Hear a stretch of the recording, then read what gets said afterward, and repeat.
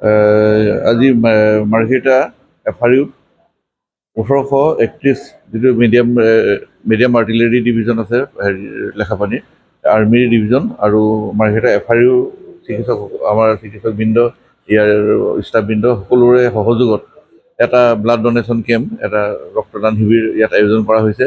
এই ৰক্তদান শিবিৰত প্ৰায় 40ৰো ওপৰত তেখেতসকলৰ আৰ্মীসকলৰ ৰক্তদাতা ইয়াত জইন কৰিবলৈ আহিছে। তেখেতসকলে ৰক্ত দিছে ইয়াতে। তাৰ উপৰিও জেনেৰেল পাব্লিকো আহিছে, প্ৰায় 10-15গৰাকী জেনেৰেল পাব্লিক আহি পেলাই ইয়াতে আমাক সহযোগ কৰিছে।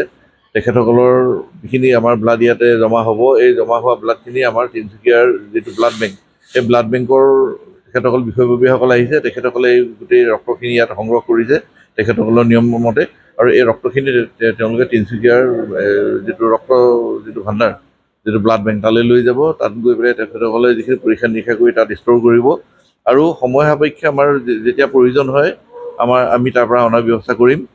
গতিকে এইখিনি এটা সৈন্যবাহিনী আৰু আমাৰ যিটো চিভিলিয়ান তেখেতসকলৰ সহযোগত কৰা এটা ডাঙৰ এটা সহযোগ প্ৰচেষ্টা।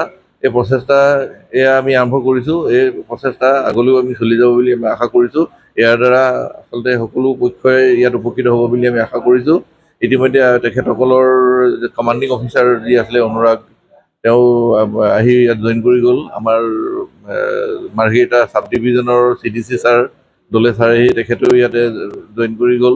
তেখেতসকলে উদ্বোধনী অনুষ্ঠানত তেখেতে আছিলে আৰু ইয়াত বাকীসকল জৱানসকলে এতিয়াও ব্লাড দি আছে আৰু হয়তো এই গধূলি 4টামান বজালৈকে এই শিবিৰ চলিব। গতিকে এইখিনি ধন্যবাদ দিছোঁ আমি সকলোকে, যিসকলে ইয়াত আহি ৰক্তদান কৰিছে আৰু আগলৈও এনেকৈ ধৰণৰ সহায় সহযোগ পাম বুলি সকলোৰে পৰা আশা কৰিছোঁ। ধন্যবাদ।